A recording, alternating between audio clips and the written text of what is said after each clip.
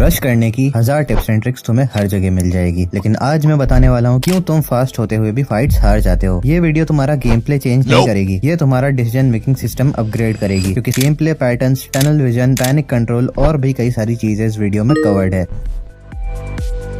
ज्यादातर लोग सोचते हैं कि अच्छा रशर मतलब ऐसा रशर जिसका मूवमेंट फास्ट हो और गेम प्ले स्टाइलिश हो, लेकिन सच ये है कि हमेशा एक अवेयर रशर एक स्टाइलिश रशर से अच्छा होता है। जब तुम रश करते हो और एड्रेनलिन स्पाइक होता है, तुम्हारा ब्रेन थिंकिंग मोड से सर्वाइवल मोड में शिफ्ट हो जाता है। Pre frontal cortex of, amygdala यानी कि सर्वाइवल मोड ऑन, जो फास्ट होता है पर स्मार्ट नहीं होता। इससे तुम्हें स्पीड मिलती है पर अवेयरनेस चली जाती है, और इसी रीजन से तुम कवर्स लेना, दूसरे एनिमीज की पोजीशन देखते रहना एंड थ्रोएबल सब कुछ इग्नोर कर देते हो। टॉप रशर्स फास्ट नहीं होते, उनकी सराउंडिंग अवेयरनेस अच्छी होती है। एक अच्छा रशर रश करने से पहले कवर्स, नंबर ऑफ एनिमीज, उनकी पोजीशन, थर्ड पार्टी रिस्क और फॉल बैक पाथ सब चीजों के बारे में सोच के रखता है। वही पैनिक रशर्स का फोकस सिर्फ एक एनिमी पे होता है। जब माइंड काम होता है तुम फास्ट डिसीजन लेते हो, जब माइंड पैनिक में होता है तुम बस भाग रहे होते हो। इसकी प्रैक्टिस बहुत आसान है। जब भी कोई फाइट स्टार्ट हो, उसमें सीधा घुस जाने से पहले 2-3 सेकंड रुककर इन 4 में से किसी 2 चीजों के बारे में सोचना और फिर रश करना, और फाइट के बीच में भी काम रहना। एक और बहुत बड़ी गलती जो काफी प्लेयर्स करते हैं वो है कि वो सिर्फ एक एनिमी से फाइट करते हैं, पूरी सिचुएशन से नहीं। जैसे ही तुम सोचते हो इस बंदे को तो नॉक करके ही रहूंगा चाहे कुछ भी हो जाए, गेम ईगो बैटल बन जाता है। काफी प्लेयर्स को ईगो का असली मतलब ही नहीं पता है, बस कहीं सुन लिया ईगो मैटर्स और उसे फॉलो करने लग गए। ईगो का मतलब होता है खुद को प्रूव करने की जिद, चाहे सिचुएशन सही हो या गलत, जबकि असली ग्रोथ ईगो से नहीं ग्रिट से आती है। ग्रिट मतलब कंसिस्टेंट रहना, प्रेशर में परफॉर्म करना, हर लॉस की गलतियों से सीखना और नेक्स्ट टाइम इम्प्रूव करना। ईगो आते ही ब्रेन टनल विजन में चला जाता है। टनल विजन यानी अपनी पूरी सराउंडिंग्स के बारे में भूल जाना और सिर्फ एक ही चीज पर फोकस करना। स्ट्रेस में तुम्हारा फोकस ना के बराबर होता है। स्नाइपर का एंगल नहीं दिखता, ग्रेनेड और थ्रोएबल्स को इग्नोर कर देते हो, थर्ड पार्टी का रिस्क भूल जाते हो। बैटल रॉयल में तुम एक ही प्लेयर से 1v1 नहीं कर रहे हो, तुम एक सिचुएशन सॉल्व कर रहे हो। हर पुश से पहले खुद से पूछो सेफ ग्राउंड कहाँ है, एनिमी स्नाइपर का एंगल कैसे ब्लॉक करूँ, पुश करने के बाद एग्जिट रूट क्या है। हर फाइट को यूं समझ लो कि एनिमी सिर्फ एक मूविंग ऑब्स्टेकल है पजल के अंदर। एक अच्छा रशर सिर्फ किल के पीछे नहीं भागता, बल्कि वो एनिमी, सराउंडिंग्स और टीममेट्स का ध्यान रखते हुए पूरी फाइट कंट्रोल करता है। वीडियो में आगे बढ़ने से पहले चैनल को सब्सक्राइब करके बेल आइकन दबाकर इस वीडियो को हाइप कर देना, और 2.5 के लाइक्स का टारगेट रखते हैं पार्ट 2 के लिए, जिसमें तुम कैसे एनिमी का दिमाग कंट्रोल कर सकते हो और साइकोलॉजिकल ट्रैप्स पे फोकस करेंगे। एक रशर के लिए सबसे डेंजरस चीज स्ट्रॉन्ग एनिमी नहीं बल्कि पैनिक होता है। जब सिचुएशन थोड़ी अनक्लियर होती है, लाइक एनिमी के फुटस्टेप सुनाई दे रहे लेकिन एग्जैक्ट पोजीशन नहीं पता, तुम्हारा ब्रेन अनकंफर्टेबल हो जाता है। ब्रेन को ऐसी सिचुएशंस पसंद नहीं होती जिसमें वो किसी चीज को लेकर श्योर ना हो और उससे खतरा फील हो। इसके लिए तुम्हारा दिमाग फेक अर्जेंसी यानी कि बेचैनी क्रिएट करता है, एंड सडनली तुम्हारे दिमाग में आता है कि अभी रश नहीं किया तो लेट हो जाने की वजह से एनिमी तुम्हें मार देगा, जबकि मोस्ट ऑफ द टाइम्स ऐसा नहीं होता है। ज्यादातर खराब रशेस एनिमी के प्रेशर की वजह से नहीं होते, बल्कि तुम्हारी खुद की बेचैनी फोर्स करती है। रश करने के लिए सही टाइम का वेट करना डेंजरस हो सकता है, लेकिन ये समझ लो कि ब्लाइंड रश करना उससे भी ज्यादा डेंजरस होता है। अच्छी टीम्स का सीक्रेट यही है कि वो वेट करने के और रश करने के दोनों टाइमिंग का ही बैलेंस अच्छे से जानते हैं। जैसे ही उन्हें एनिमी की इन्फो मिल जाए और एग्जिट प्लान रेडी हो, वो रश कर देते हैं। इसको एग्जीक्यूट करने की एक बहुत सिंपल ट्रिक है कि जब भी तुम्हें लगता है कि अब और होल्ड करना डेंजरस हो सकता है, 2 सेकंड रुको, सारे आउटकम सोचो और फिर रश करो।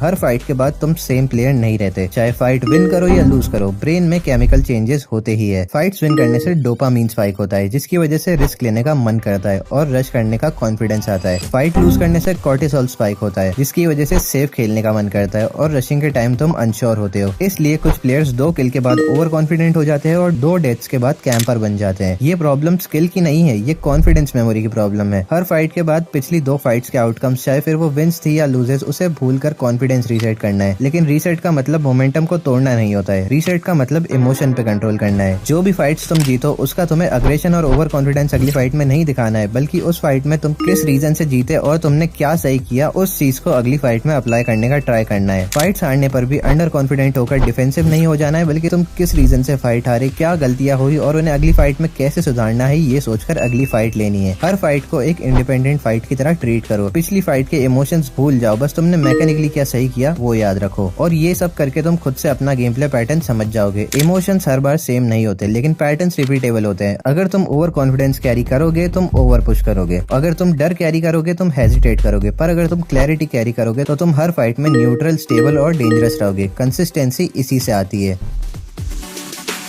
देखो, अग्रेसिव होने का मतलब हर सेकंड पुश करना नहीं होता है। नॉन स्टॉप मूवमेंट करने और फाइट में घुसने वाले को अग्रेसिव नहीं रेस्टलेस कहते हैं। अग्रेशन का मतलब सही मौके का वेट करना और अपने पूरे पोटेंशियल के साथ रश करना है। जैसे एक शिकारी पहले खुद को रोकता है, अपने टारगेट को ऑब्जर्व करता है और फिर मौका मिलते ही एकदम से अपने पूरे पोटेंशियल के साथ उस पर हमला करता है। कॉन्स्टेंटली पुश करोगे तो 3 चीजें होती है। मेंटल स्टैमिना बहुत जल्दी ड्रेन हो जाता है, डिसीजंस की क्वालिटी गिर जाती है, यानी कि बेस्ट डिसीजन नहीं ले पाते हो और तुम प्रेडिक्टेबल हो जाते हो, जिससे एनिमी तुम्हारा नेक्स्ट मूव पता करके तुमसे आगे निकल जाता है। इसे तुम खुद के गेम में भी ऑब्जर्व कर सकते हो। जब तुम्हें पता होता है कि सामने वाली टीम अच्छा खेलती है तो तुम पहले से ज्यादा एफर्ट्स डालकर पुश करते हो, लेकिन जब सामने कोई इजी किल नजर आता है तब तुम उस पर थोड़ा केयरलेसली रश करते हो। बट अगर वो ही बंदा फाइट के बीच में एकदम अग्रेसिव हो जाए तो तुम अगर फॉल बैक नहीं करते हो तो एलिमिनेशन का रिस्क हो जाता है। बट कंट्रोल्ड अग्रेशन का मतलब सिर्फ वेट करके अग्रेशन दिखाना नहीं है, बल्कि डेंजरस सिचुएशन में फॉल बैक करना भी है। अगर एनिमी के पास मैन एडवांटेज हो, थर्ड पार्टी हो जाए या तुम डैमेज हो जाओ, तब फॉल बैक करना जरूरी है। मैक्सिमम टीम्स फाइट्स इसलिए हारती है क्योंकि उन्हें पुश करना तो बहुत अच्छे तरीके से आता है, लेकिन फॉल बैक कब करना है वो ही नहीं पता।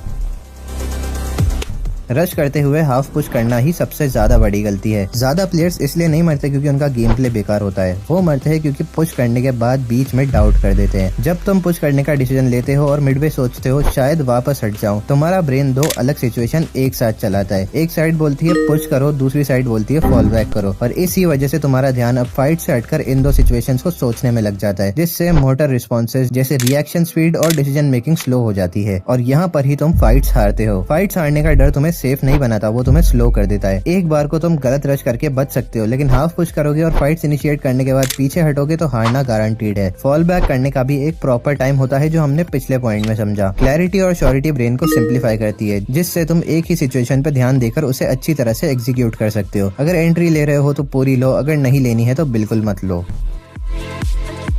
सोचो एक ऐसी फाइट कितनी इजी होगी जिसमें तुम्हें एनिमी का नेक्स्ट मूव पता हो। अब ये मैजिकली तो पॉसिबल नहीं है अनलेस तुम्हें माइंड रीड करना आता हो, बट अगर तुम इन्फॉर्मेशन गैदर कर लोगे लाइक एनिमीज की लोकेशन, उनका स्प्लिट और फायर पावर, तब तुम इजीली प्रेडिक्ट कर सकते हो कि उसका अगला मूव क्या होगा। जैसे तुम्हें पता है कि अगर तुमने एनिमी पे 2 शॉट्स कनेक्ट कर दिए तो अब वो वॉल लगाकर हील करेगा, तो तुम इंस्टेंटली ऑस्कर मार के उसे नॉकडाउन कर देते हो। ये होती है प्रिडिक्शन की पावर। ब्रेन की एक्यूरेसी काफी ज्यादा बढ़ जाती है जब सामने वाले का रिएक्शन पहले से ही प्रेडिक्ट कर लिया हो, और प्रिडिक्शन आती है इन्फॉर्मेशन से। रिएक्शन स्लो होती है और प्रेडिक्शन फास्ट, इसलिए हमेशा फाइट से पहले जितनी इन्फॉर्मेशन गैदर कर सकते हो करो। ऑल्सो अलग अलग फाइट्स को ऑब्जर्व करो और उसमें कुछ कॉमन पैटर्न्स ढूंढो कि एनिमी ने कैसे रिएक्ट किया तुम्हारे किसी एक्शन पर।